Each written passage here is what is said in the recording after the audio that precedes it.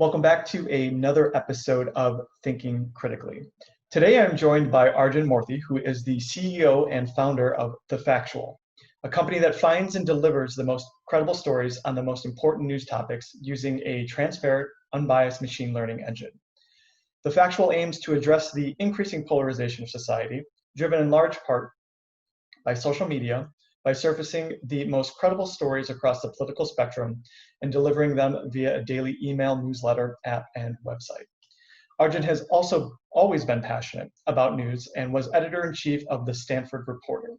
He has been interviewed by the Wall Street Journal and the Next Web, is featured in the award-winning book Savvy, Navigating Fakeness, and writes regularly about the news industry and startups. He's an active speaker in community forums in the Bay Area as well. Prior to founding Factual, Arjun was vice president of business development at HubSpot, the industry leader in inbound marketing.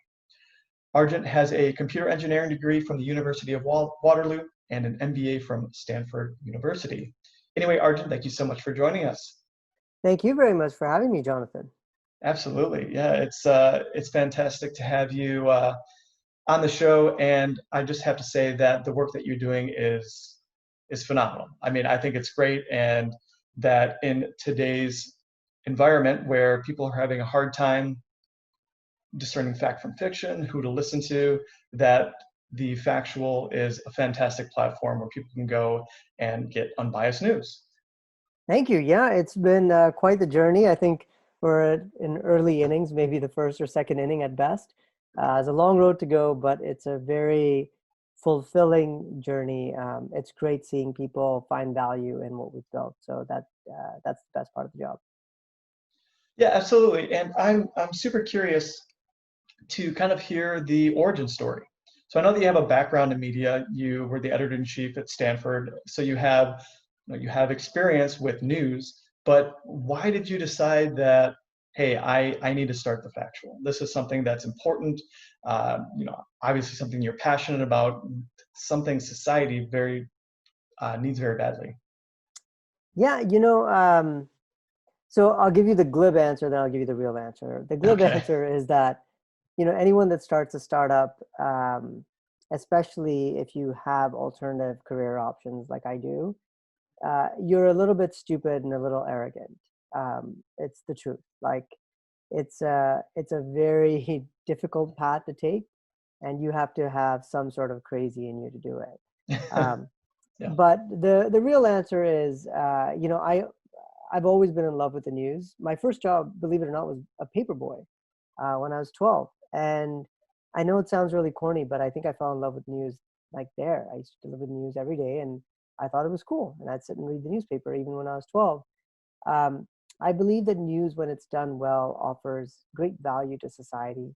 It can help communities be informed, bring people together, help them have good conversations, make good decisions about the people that represent them in office or beyond that. And so when I saw that news was not being done well right around 2016, it's actually before the election of Donald Trump. When I saw that the news wasn't being done well, I thought, wow, this is really terrible. This is not a good way that this is going for society. And I've been thinking about starting my own company. I'd been doing other startups for quite a few years. I've probably been working for about 15 years at that point. And I thought, well, this is an idea that I'm really passionate about. I could see myself sinking a decade or more of my professional life to solve this problem. That's a good sort of time horizon to think if you're going to do this. I met my co-founder, and he was really passionate about this effort as well. And, we're a couple of engineers, and we were really naive, and we thought, we could solve this. Throw some algorithms at it, some computer science stuff. We'll have this done, no problem, 6 months. And it's taken a heck of a lot longer. It's taken us a long time to figure product market fit out. But the answer is, I love the news. I think this is a problem worth solving. It'll take a long time to solve, and I'm committed to it. It's the first time I've done a job that my mom even understands what the heck I do, which is kind of cool. I mean, if you're going to do something, if you're going to spend a decade in it, you probably should love it. Otherwise, it's going to be really hard. Yeah, I definitely think that if you're going to spend 1/8 of the average lifespan Yeah. towards putting your time and effort towards solving a problem that it is something that you're passionate about. Otherwise, it's going to be a very long slog. However, I think it's interesting you're saying that you have to be a little bit crazy, you have to be a little bit arrogant in order to go out and do something like that. And that is interesting, right? Because at some point you have to think that you're smarter than everybody else, I suppose. To a degree, Something like right? that. I mean, you have to have this be kind of overwhelmed with optimism that you can go out and do this, and you kind of take this leap of faith, and you just go ahead and do it. And that's really interesting too that you said that it's taken a lot longer than you anticipated. I think it always works out like that. Yeah, I think that's true. And it's funny if you know how difficult the startup path is, I think you wouldn't do it. So that's where the naivety comes in, that you think, I can do this. And then there's some arrogance in there. And then when you get in, you're like, oh my God, this is much harder. And you get your butt kicked every day, and it's difficult until you finally have a product that people want, and then you figure out the economics of that product to be a viable company. Those are very discrete and different steps, and then the growth has to be there. So there's a lot of things that have to come into place to build a powerful or a useful company that is growing. And I think we've got some promise, but still lots to prove still. Well, that's great. I mean, and all you can do is keep working at it, right? And Yeah. hopefully the public will eventually see the value. I'm sure that they already see the value. It's just kind of growing that and scaling it up and making sure that, you reach that break-even point where the expenses are balanced out by the revenue coming in and all of that. So, but yeah, that's awesome. And definitely the mission of the company. So I'm assuming it's something along the lines of just bringing unbiased news. But do you have like a one or two sentence mission for the Factual? Yeah, I think that's exactly it. Help people find credible news on topics of importance. That's it. Okay. And encapsulated in that are two very big parts. The first is finding credible news, of course, because right now that's people's worry. They think a lot of the news they come across is not credible. It's particularly biased or slanted some way. But also on trending topics or topics of importance, because I think news has become a 24/7 obsession, and it should not be. There's not that much interesting stuff that's going on, and frankly, a lot of it isn't that relevant or useful for everyone to know. But some of it is, and that's what we were trying to highlight: is what is the news that's really useful for me to know, what's important for me to know, and then leave the rest of it aside. So it's those two things. I think if you do that, then our vision is to have a well-informed society that can make better decisions together. Yeah, absolutely. I mean, I couldn't agree more on the importance of society having access to the facts, right? I mean, Right. having access to unbiased information so that way that they can make the best decisions for themselves possible. And I know, particularly for me, one of the things that I observed and why I ended up starting intelligent speculation is the disconnect between reality with some people and the fact that we just cannot seem to agree on what the facts are. And it shouldn't be like that. I don't know how you can have a stable society when you have members who can't agree on reality, essentially. Yeah. So, I think the interesting thing about the facts is, some people throw it around like facts are incontrovertible, and like they just stand on their own. They're not partisan. But a lot of times facts need context to understand. You need to look at trends and patterns and understand samples and all kinds of things that up until very recently were the kinds of things that only statisticians talked about. But I think COVID actually, if there's some upside to COVID, which is quite an unfortunate situation for all of us, but one upside is I think more people are learning that you have to learn how to ask questions about data. Like you see a death rate, what is that? What's the sample? Where is that? What time period? What happened before? What's comparable with it? What are other cities or provinces or countries that compare, and how are they doing? And how has that changed when this happened, or the weather change, or like all these kinds of questions to really start to get it, versus just saying, the facts are like, can't we just agree on, the facts? Well, yeah, but you've got to provide sufficient context. And I think when you provide the context and you do it in a manner that's not trying to force people into a conclusion, then the vast majority of people actually come to the right conclusion. I'm very optimistic in the ability of people to make good decisions if provided good information. Um, an analogy that I use sometimes is, it's not a perfect analogy, but we have trial by jury. We take whatever 9 people who are not lawyers or of the law profession, and we get them to sit and listen to arguments for and against a case and come out with a decision, which is kind of baffling if you really take a step back. You're like, wait, these people know nothing about crime and punishment or all this, and they just listen to these people arguing for and against us, and they go off into a room and come up by a decision. We trust that. They can sentence people to life, these 9 randos. And it clearly works most of the time. No one's saying it's perfect, but we think it's a pretty good system. So I think the things that we can draw from that are, given a large enough sample of people, which is more than one, given all the evidence for and against a topic, and given some quiet time to think about it, people tend to come out with pretty good conclusions, actually. And that's what we in the news need to do, is give people all of the facts and the context and a quiet space to think, and then hopefully to collaborate with others over time, but a way to actually like share information, and then you'll come to a good decision. Most of you, not everyone, but most. Yeah, that's interesting what you were saying about context when it comes to facts. And I categorically agree that context is really, really important. So for example, when it comes to bias in the media, which is ubiquitous these days, Mm-hmm. the same fact with different news organizations can have a person leaving what they're seeing or what they just read with a different impression of what happened. That's right. So the lens through which you view these facts is really, really important.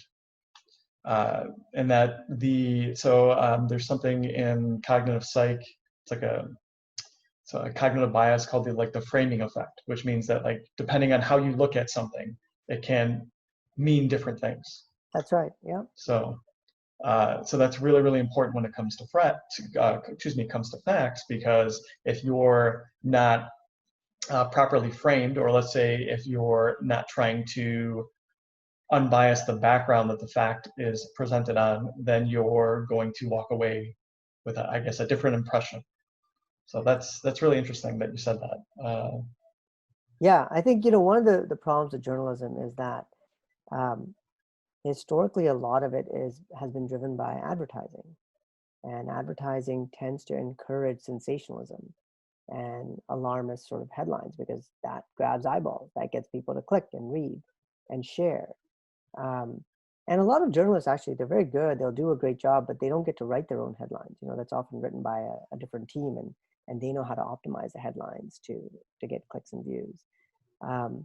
And so I think talking about framing, you can pose, boy, this is another one that I don't know if people do this, but you think about COVID, you would say the death toll.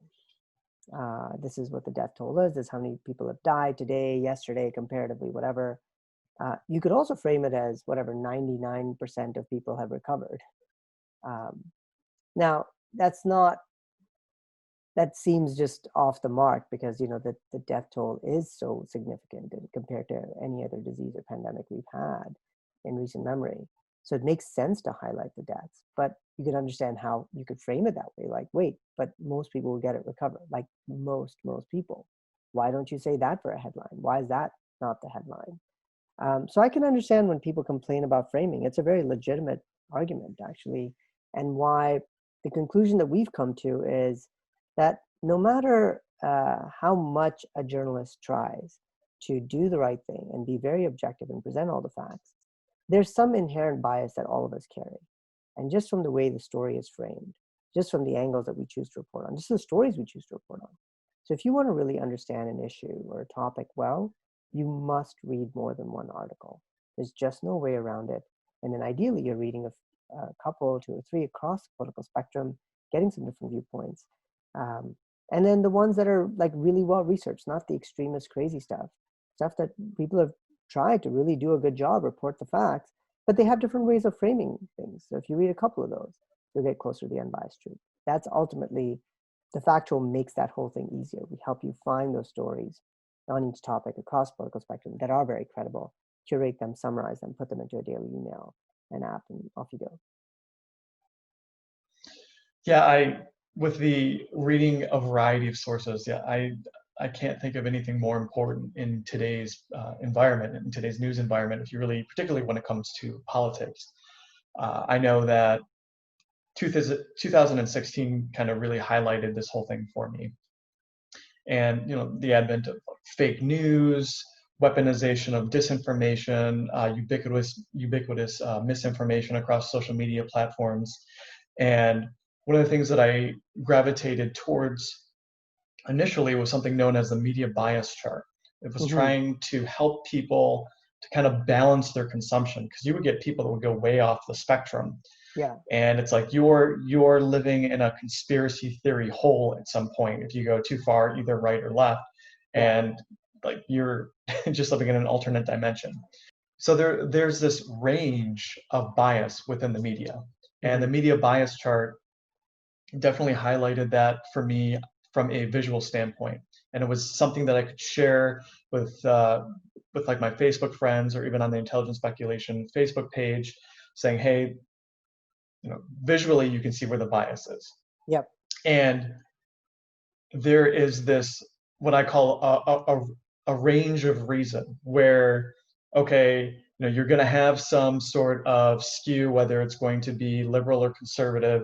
But if you skew too hard, either right or left, at some point, then you're just going to not be fed facts in a fair manner, and it's going to distort your worldview. Or you may not, or they might be telling stories at some point too. There are, depending on how hard you lean left or right, you're going to eventually end up in a world of fiction where you're not in reality anymore. So I would tell people, try to stay in this range of reason or rationality, where you're pulling sources that are credible across the political spectrum, and they don't lean too hard right or left. So that's really interesting, because you took that idea and essentially turned it into a business. That's right. Yeah. Into a So news a lot source, of the Factual. you nailed it. I think a lot of people who have come to the Factual have familiarity with that media bias chart. And they use that as a guide, but it's a little cumbersome. It's like, where's the chart? Oh, I've got to go look it up. I know where it is. And now it's all baked into a simple tool. It's all online. The one thing about that chart that I don't love is that, the shape of it is sort of like, the farther you get from the center, the worse it gets. And I don't think that that's necessarily strictly correct. The assumption that we proceed under is that, like I said, all journalists have some bias, and all publications have some sort of aggregate bias. And bias by itself is just, it's human. Like, we have ways of looking at things because that's the frame of reference we have from growing up, from whatever our teachings have been. And so I don't fault a publication for having a bias or a perceived bias. What I do think is it's unacceptable for them to present articles that are poorly researched, that don't provide a lot of justification for an argument put forth, or are inflammatory in a way as to enrage the audience rather than to inform the audience. If your goal, so let's say, for example, you think stimulus payments are going to inflate the debt of this country and collapse the government, that's fine. Like, you have that particular viewpoint, that's a very finance-centric viewpoint, and you might put together a fantastic article saying, look, here's all the data, here's the context, here's how we're way above as a percentage of GDP compared to World War II, and blah blah blah, and all this other stuff. And you're not trying to get people angry. You're just like, I really think that there's a problem with the debt. Another person might say, this is hogwash. Like, you guys bring up this argument now, how come it doesn't come up when it goes to defense payments? And we got a whole bunch of people suffering. We should, and that's a very left view of the role of the government and what it should be doing. And you can put together a great argument for that. I think both are very useful, and they could be on outlets like The Intercept, which is a very left-leaning publication historically, or The American Spectator, which is a right-leaning publication. I don't think that just because they're on those publications, it immediately implies lack of merit.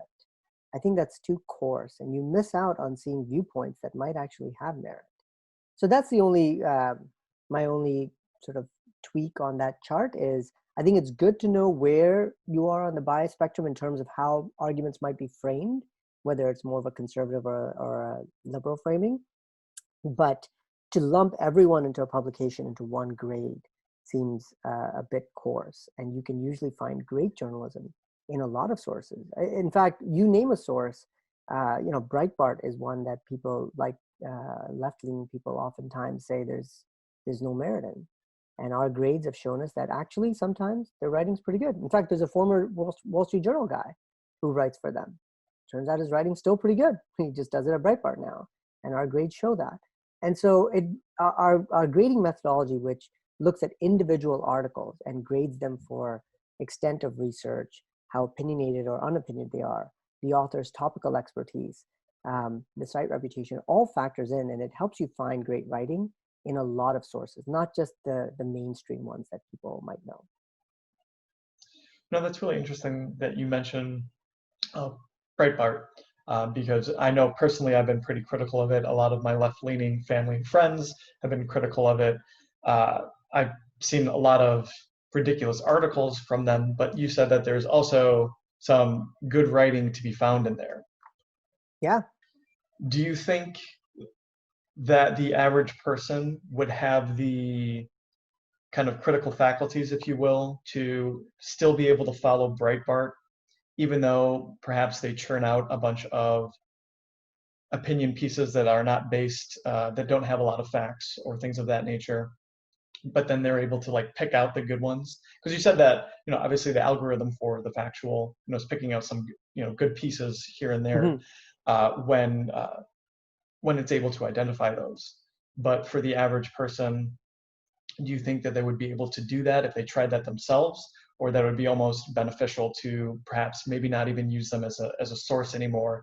And Breitbart is traditionally conservative leaning, so perhaps maybe they would just pivot to another conservative leaning source that is known not to generate as many opinion pieces devoid of fact. I think that given time, yes, the average person can look at an article and say this has merit or this doesn't have merit.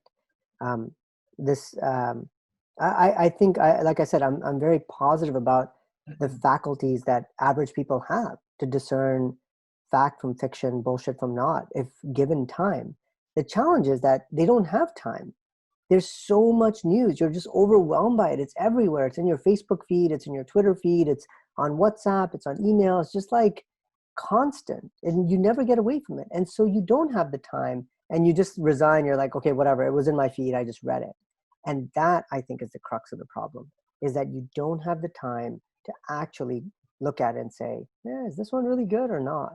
And so I think tools like the Factual, really the biggest value we do is we clear out the junk. We get rid of the junky articles, and we show you the stuff that's left over, which is actually pretty good from a wide variety of sources, hundreds of sources every day. And if you use a tool like ours, then yeah, I do think you can find great writing even at places like Breitbart. Here's an example, by the way. On election night, I watched Breitbart's coverage. So I had a few different pages, just wanted to see like, what are they gonna, right? And I was really pleasantly surprised that, as allegations of voter fraud were coming in, as counties and states were tilting towards Biden, Breitbart featured both the allegations as well as repudiations in line with tweets from like really thoughtful people on Twitter who were whatever, liberal or conservative, but just really like, here's what they're saying, here's why it's not, here's all the evidence to suggest it's not an issue, this is how, it's like really good stuff. I was like, wow. Mm-hmm. They could have just as easily been like, this whole thing is cooked, you can't trust this election at all, let's, stop the steal, all that stuff. But they didn't. They were surprisingly actually offering some good stuff. I'm not saying it's the best, but it was not the worst, and it was actually good to see them showing that. So anyways, long-winded point to say, I do think people can separate the good from the bad if they have time, but because they don't have time, then I would recommend a tool like the Factual, That makes it easy. Yeah, the not having time and then just being bombarded constantly, like you said. There is just so much information coming at people that they they don't even know how to.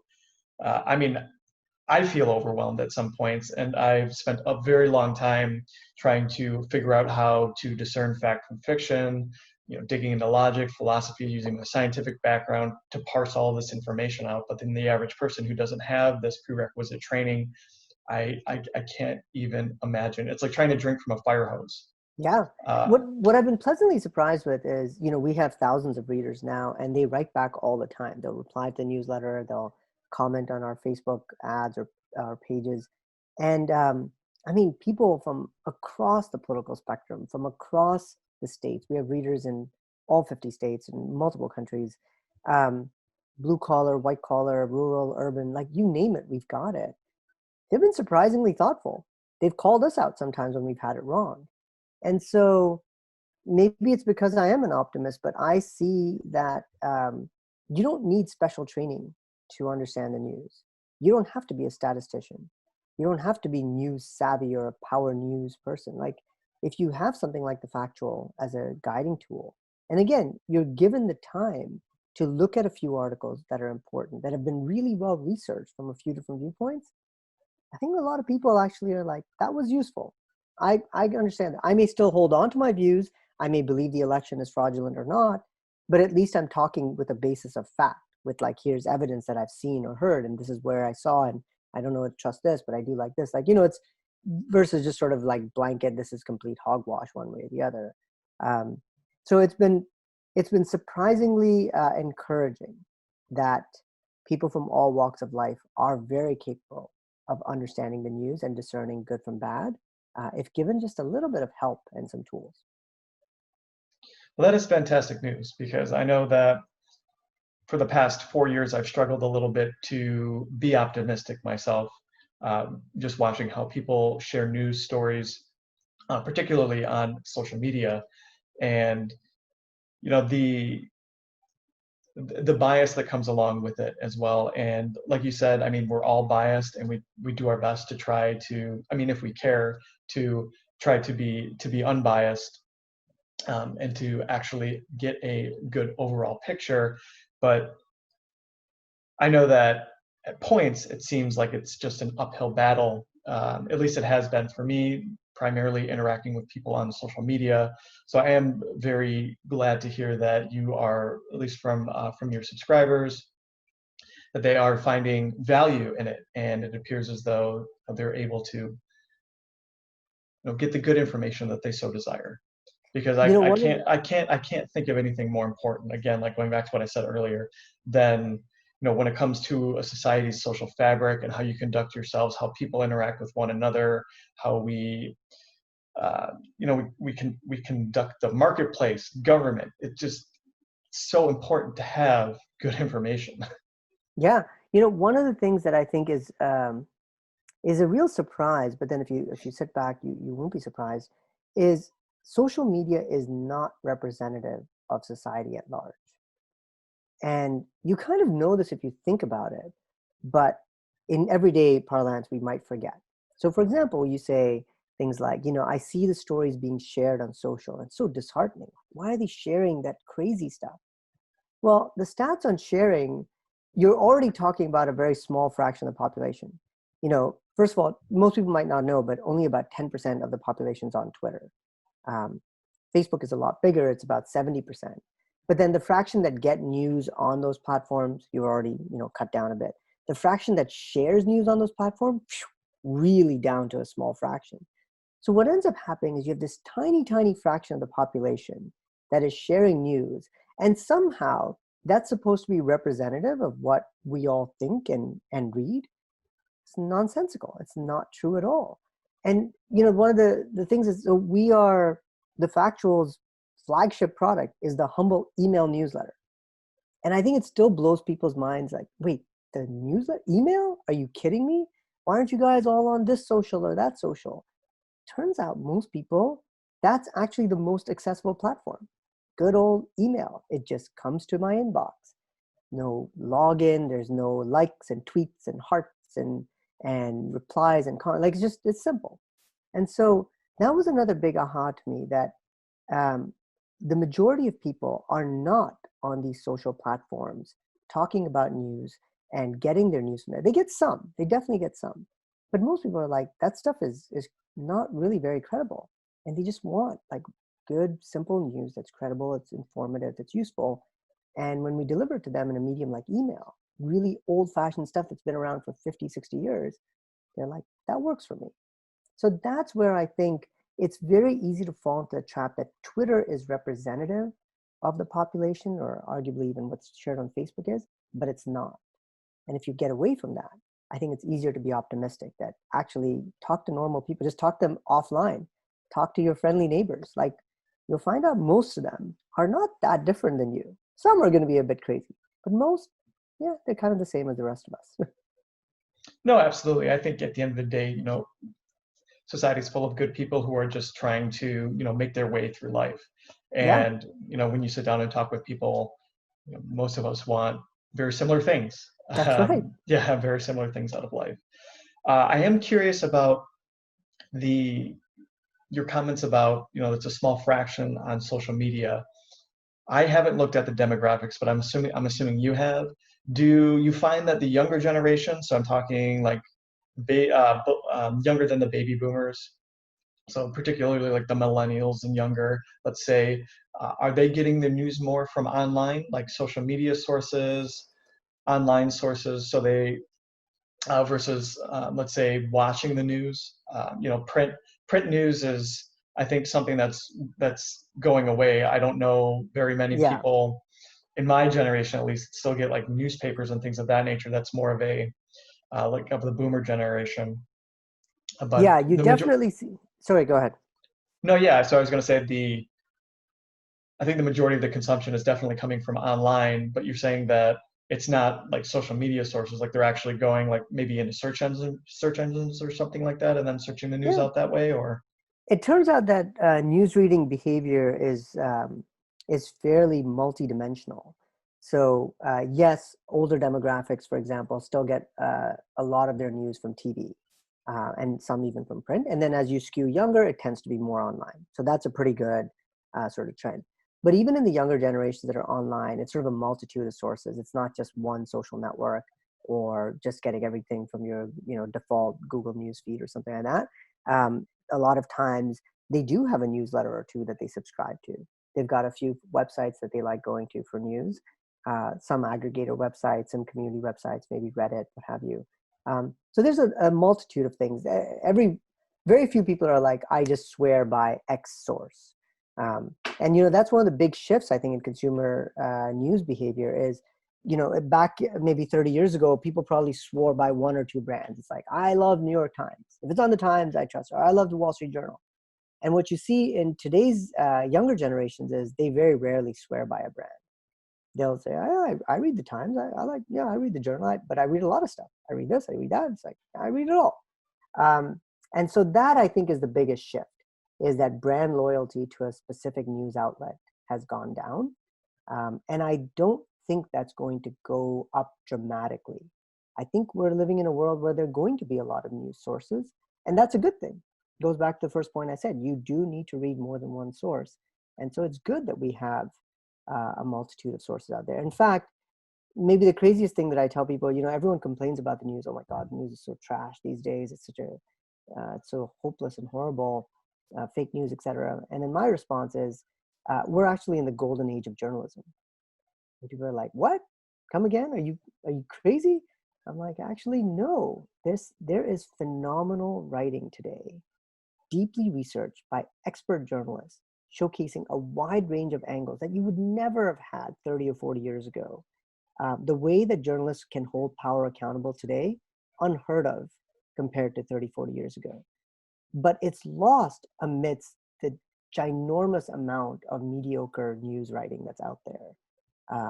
And so to me, this is a search problem. There's great writing and great journalism out there across the political spectrum, but it's hard to find. And our job is to help find that. And when you do, then you have, you actually find value.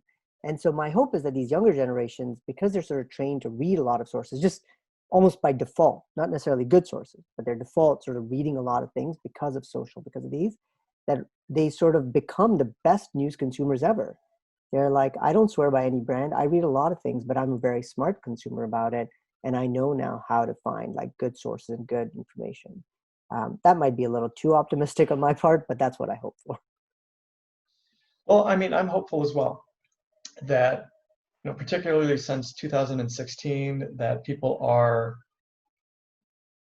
realizing the value in reading multiple sources. And I don't know if this is the brand loyalty comment that you made. I don't know if that is a recent phenomenon where people are choosing to diversify more versus just subscribing to like one or two primary brands when it comes to consumption of information. But I definitely agree with you that it's a great thing. I can't, similar to having, like, say, like a diversified investment portfolio. You should Yeah. have a diversified information portfolio where you are getting all of your news across a variety of sources. And I think I agree with you. I think that that's a wonderful trend. And I'm curious if you think that perhaps it started, or maybe it didn't, but let's say, when it comes to the distrust, talking about distrust in mainstream media, if you will, the MSM or media in general, do you think that this distrust was a galvanizing force to encourage people to like maybe step outside a little bit of their comfort zone and say, hey, I need to start diversifying the sources that I listen to, just because I don't know if this, I normally listen to these people over here on the left, but I caught them telling a lie, and that really hurt their credibility, in my opinion. So perhaps I should look at a different a different news source over here. But I don't really know if they're always going to be telling the truth. They haven't really lied or presented me with false information at this point, but just to be safe, I'm going to go look over here now. Yeah, so the data says 86% of Americans think the news is either very biased or completely biased or something like that. I think that was the Okay. survey back in August. So basically, the vast majority of people think outlets are biased. And so I think it's important to make the distinction between bias and false. And I think most news sources tend not to print outright falsehoods. That's rarer than people might think. What tends to happen more is that news sources are guilty of framing a story a certain way and leaving certain facts out to lead to a certain conclusion or to make a certain point. And that, I think, is the bigger problem. And the way to solve that, like I said, is to find better journalists who write really well researched and are not so opinionated, and then to read a few of those across the political spectrum. So I don't think over the last few years, people sort of came to a conclusion that, oh my God, the New York Times, they've lied, or they're total liars, or they've printed so many falsehoods and been caught lying. I don't think it's quite that. But I think if you read something like the Times, you can start to see that there's clearly a way they frame stories that is a liberal sort of viewpoint. And I'm okay with it. Like, once you accept that that's just how they are, that's fine. I still think they're a great newspaper, but they're not the be all and end all. And I wouldn't say I'd get all my news from them. So I do think that people have woken up to this fact of bias, that they maybe pre-2016 did not think so much of. Actually, 2016 was a very galvanizing year because of Donald Trump winning the election. Both people that wanted Hillary to win, and people that didn't want her to win were surprised. They were like, wait a minute, everything I read said Hillary was going to win. No one was thinking Donald Trump was going to win. And so what happened is people realized that the sources they were getting news from were just not giving them the whole story anymore. They were not telling you everything that was going on. And so they realized, okay, I don't know if I can trust my favorite sources as much anymore to give me the whole story. And then, other events, Brexit happened, so same sort of realization in the UK, another big surprise. And then COVID really taught people that, oh my God, like, this has become a matter of life and death. You need to have credible information that isn't slanted a certain way. It's not trying to alarm you. It's also not trying to placate you. just trying to give you the facts. I think 2016 and 2020 were like the big years where everyone's like, this is a big deal. I need to get credible news now, and I'm not going to just trust any one source. Not because I think they're false. I just don't think they're going to give me everything. I think that's the conclusion. Yeah, I guess that's a really important distinction, that they're not so much of the outright lying, but how they frame the facts, or leaving facts out in order to perpetuate a narrative, something that they want the reader to take away from reading whatever it is that they wrote, in order to push them down towards a certain conclusion. Right. I mean, it does happen, I guess, the lying, and then they have to walk it back. Perhaps they use sources that couldn't be verified. That's right. I have seen some of that since 2016 with sources, actually, yeah, with news outlets that I would expect more of. Yeah. And I think that really hurts their reputation, even if it only happens once a decade. Yeah. Still. It definitely, I mean, if you look at any publication, I suspect most publications have inadvertently printed a falsehood somewhere. And most of them are pretty good about accepting, like, hey, we screwed up. Shouldn't have trusted that source. We thought, we double checked, triple checked, we got it wrong. I mean, the Times got it wrong a few weeks ago on this ISIS podcast that we're doing. And one of their journalists admitted, she's like, I screwed up. Like, I thought the source I had was good, and he wasn't. I think most news outlets do try to do the right thing and do accept their mistakes and correct for them when they get it wrong. So that's all part of the process. Again, I think part of what we have to do is, I don't know, there was this viewpoint, and even I had it before, that you just trust the news. Like, what you get, like, it's good, you should just read it. And the reality is the news has always been something that you should read with critical thinking skills. The news is not just, I don't know, it's not entertainment fodder. Like, you have to use your brain in deciphering it. Historically, the news has actually always been very partisan. It's a relatively recent phenomenon that news even tries to be nonpartisan and objective. Like, through the 60s, I think, you sort of knew certain publications were one way or the other. Just knew. I don't know, your parents, but my parents used to have 2 newspapers come on the doorstep every day. And I was like, Dad, why do you get 2? He's like, because you never trust one. Duh. You've got to read 2. So he just, like, everyone sort of knew that. And somewhere along the line, we forgot this thing. And we're just like, well, I read it in the papers. It must be true. No. You need to use your active thinking and say, wait, what are they missing? What's being left out? And the better our society gets at reading the news and asking those kinds of questions and using our critical thinking skills, the better we are as a society, right? That's when we're using our brains for what we're good at. So again, my hope is that this whole series of the last few years, where trust in the media has gotten to a low point, by itself is not a problem if what ends up coming out of it is that we all start to be better judges of what is credible information. And we look and we're like, who is this author? What are their facts? What have they written on before? Have they always been saying this? Did they change their tune? What are other outlets saying? How come no one else is saying this? Like, get into that habit of asking those questions. That's an awesome community to be part of. That's a better society that we're building.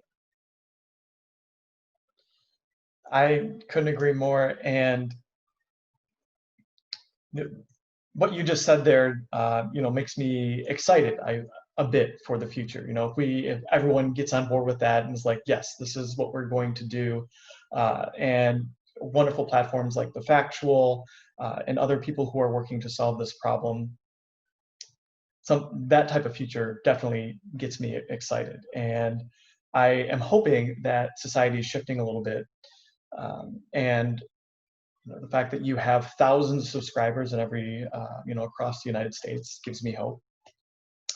But yeah, you have made me a little bit more optimistic. I suppose coming into this conversation, Arjun, I was a little bit more pessimistic about the state of the environment in the United States. But after talking to you for a little bit, I suppose you have ticked my needle over a little bit more towards optimism. So I'm definitely excited to see. Yeah, I'm definitely excited to see what the future holds in that regard. Anyway, when it comes to making society better, and the value of good information. One thing I think that we can all agree upon is that society appears to be very polarized at the moment.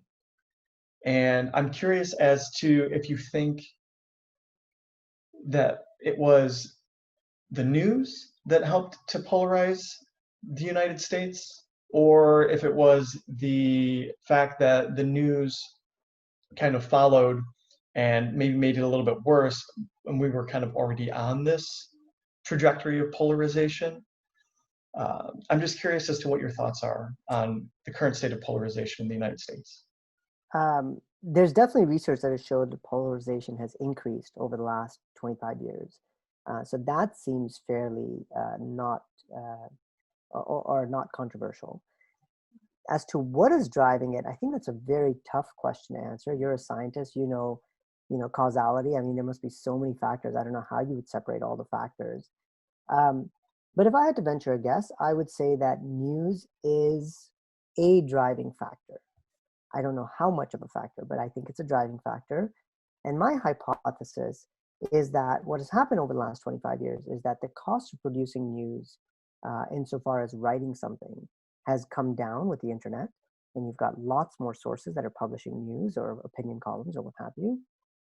And because most of them are competing for attention because they're ad-based, they have gravitated to more sensationalist headlines, more headlines that are outrageous, because they know that's what gets people to come back. Rage works, and that's been an accusation of news for decades. But I think it became particularly intense in the internet era, where your competition is just a click away. It's not a subscription you have to go buy. You just click and, oh my God, did you see that? Or it's all in your feed. So I do think the news has gotten more and more partisan and sensational in order to capture attention. And then I think there's a bit of a feedback loop. You start to do that more, people start to read it. They're like, but did you see this? I mean, it's crazy. How could they do this? How could they do that? And so I do think that the news media has some responsibility towards how our society has increasingly polarized. I don't think it's everything, though. I think there's incentives that make us solve for the short term instead of long term, right from politicians on down. So we tend to say things sometimes that gives us short term rewards, which tend to be more inflammatory comments. Incendiary comments might win you an election. If you say that, may not keep you for very long, but you'll win that election maybe. So I do see that kind of behavior as well. The way I'd say it is, if news is done well, most of the time it's rather boring. It's really not that interesting if you do news well. It's like, this happened, here's the facts. It's just not that exciting. But that doesn't sell, right? If you're in the attention game. So yeah, long-winded way of saying I do think the news is responsible for polarization. I don't know how much of a factor, but I'd say they're a factor. Yeah, I mean, I definitely think that it has played a role. And like you said earlier, it's probably a confluence of factors that have played into polarization.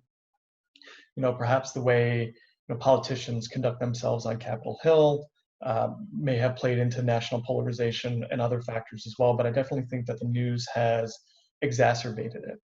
And we have been on a trajectory of increased polarization. And I am just hoping, I am really, really hoping that perhaps this year, starting this year, 2021, that we can begin to heal that divide. Because my fear is that too much of it will eventually cause the nation to kind of pull itself apart. Yeah. And, one of the things that gives me hope, I'm sorry to interrupt, Jonathan. yeah, no worries. If you look at people in this last general election and how they voted, it's tempting to look at how could you vote for him and brand everything you hate about that person as a trait of their voter. Like, if you voted for so-and-so, you must believe in this. You must stand for this. You're such a horrible human being. Don't blame that on the news. That's on us. And we have to get better at saying, you can vote for X, and I may disagree with that X, but that doesn't mean you and I don't have stuff in common.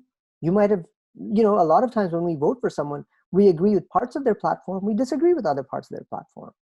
It's very rare that you're like, I voted for that person. I agree with 100% of what they say. I think they're, you know, manna from heaven. I don't think that most of us vote that way.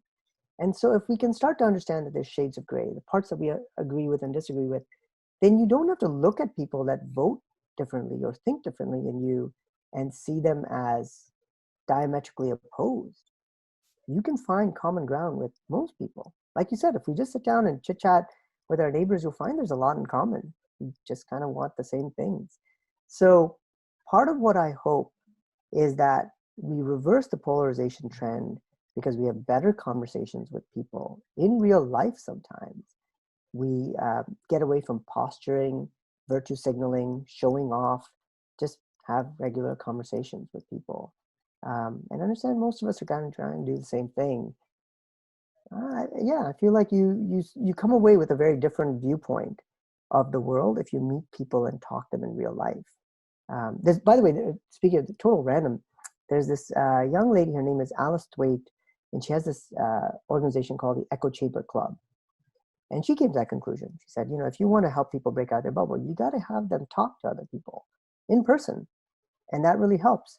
And she leads these meetings, I presume most of it's pre-COVID now, but that gets people together with different political viewpoints and they chit chat. And she says it's actually pretty good. So those are the kinds of things that I think could really help break down polarization. You know, it's funny that you said that, you know, forming relationship with people, and that helps to get them out of their bubbles. I, from my own observation, that, you know, people who are very, very far down a certain path, let's say, the only way to perhaps open them up a little bit, besides just remaining calm and having that conversation, is to spend the time to actually form a relationship with them. A very long time if you need to. I mean, I suppose it depends.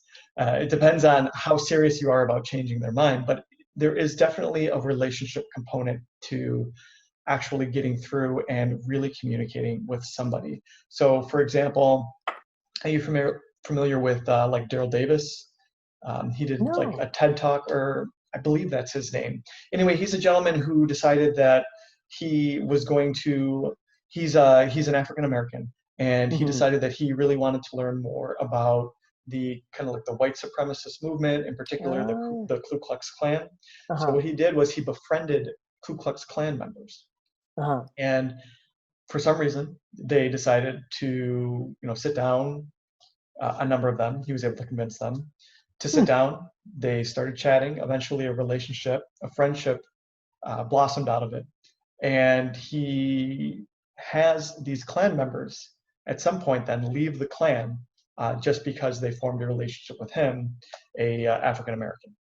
So he has a collection Wow. of he now has a collection of, maybe not hundreds, but I mean more than 10, quite a number of clan robes, because it's individuals that he has convinced to leave the organization, to leave the KKK.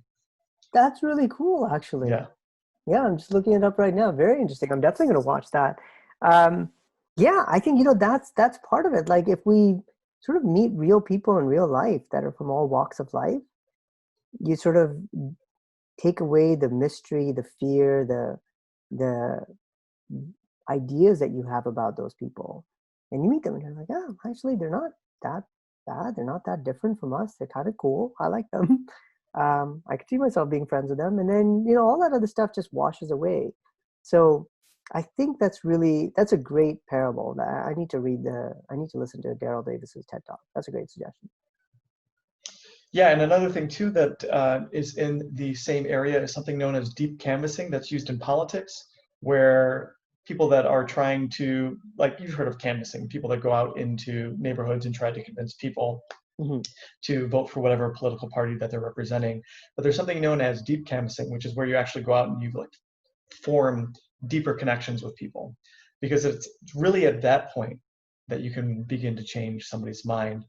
And this is something that, you know, when you talk about just presenting people like facts and having shallow relationships with them, this is something that happens in the scientific community, When it comes to like pseudoscience, you'll have people like anti-vaccine advocates, global warming denialists, etc. And something that we always talk about is how exactly do you reach these people? Because there's been plenty of research done, and just presenting facts doesn't really do it. It's these people are very entrenched in their worldview. It would cause them great pain to have to give it up. They probably have an entire social group that's been formed around this particular ideology, even though that it doesn't represent reality, but it's still been formed around it. So how exactly do you go in when this person is so invested in this image? And one of the ideas that has been shown to work is the forming of this relationship. So I think that, again, like just going out, we're talking about having conversations when it comes to the news and connecting with the community, things of that nature. That's really, really important, I think, on any level when it just comes to trying to understand each other, right? I mean, like you said at the beginning, everyone has bias. I have bias, you have bias, my friends and family have bias. While I think that I'm going to be right all the time, it's so important for me, not just me, but everybody, to get out there and have conversations with people, have your worldview challenged. Hey, it's okay. It's okay if you're wrong. Nobody can be right all the time. Type of deal. So. Yeah, I like that a lot. Yeah, by the way, there's this group on Reddit. Oh, by the way, Jonathan, I have to go really, really soon. I'm sorry. No worries. Do you have 5 minutes? Yeah, we'll do 5 minutes. Okay. There's a subreddit on Reddit called Change My View. Yes, Change My View. Yeah, that's a fantastic subreddit. And I love CMV is just like, that's like a useful tool. You see a lot of people put forth very thoughtful arguments to help convince someone of something else. I like that one. The other one, there's not a good example of it, but it's almost what Daryl Davis was doing, which is, seek. It's a line from an old Christian prayer, I think. It says, "Seek to understand rather than be understood." And I think that's a little bit of what Daryl Davis is doing, where he's like, he doesn't go in saying, "I'm here to change your mind about Black people." He's like, "I'm here to listen and find out what you're all about. I'm curious what's going on here." And if you're really curious about the other party, then over time, they also become curious about you. So if you meet an anti-vaxxer or climate science denialist, rather than going saying, "I'm going to change your mind on this," you can say, "I'm actually really fascinated. Where are you getting these views? Like, what is your basis for this?" And you ask questions and ask questions, and maybe you'll be surprised. Maybe your views are not very strong. Or maybe as you ask questions, their own views sort of water down a bit. But that's a better approach if you seek to understand rather than go in saying, "I want to change your mind." So I think they're very interesting. Change My View is one approach in Reddit, which I find entertaining and just useful. Another version is the Daryl Davis version I'm hypothesizing, which is just tell me why you think this, and then go from there. Absolutely. And I think that's a great point to stop, Arjun. So for those who are tuning in, listening to the episode, watching it, where exactly can they learn more about the Factual? So there's a website, there's some social media perhaps. Yeah, best thing to do is to go to thefactual.com and sign up for the newsletter. Like I said, that's really the simplest, easiest thing to do. And as part of that, you'll get into a 2-week trial for free. You'll see everything that we have, and then afterwards, you can either opt for the free plan or the paid plan. We have an app that we'll announce in a few days. There's a website as well that's linked, but it all just starts with a newsletter. So just sign up for the newsletter. Best thing you can do, and go from there. All right, fantastic. Well, again, thank you so much for joining. I really appreciate you taking the time.